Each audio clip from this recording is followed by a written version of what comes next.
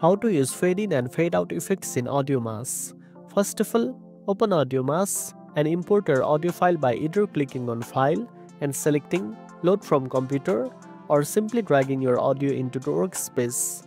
Once your audio is loaded, select the section where you want the fade effect to begin or end. Next, to create a fade in, highlight the starting part of your audio track. Then go to the Effects menu, find Fade In and click on it. It will instantly apply the effect to the selected part. You will see the volume gradually increase from silence to full volume over the selected section. Similarly, for a fade out effect, select the ending part of your audio track. Open the Effects menu again and choose Fade Out. This will make the sound gradually decrease to silence over the selected segment. If you want to remove or adjust the fade effect, simply undo the changes or select a different portion and reapply the effect to get the perfect sound. And that's it. Now you know how to use fade in and fade out in AudioMass. If you found this video helpful, don't forget to like, share and subscribe for more tech tips.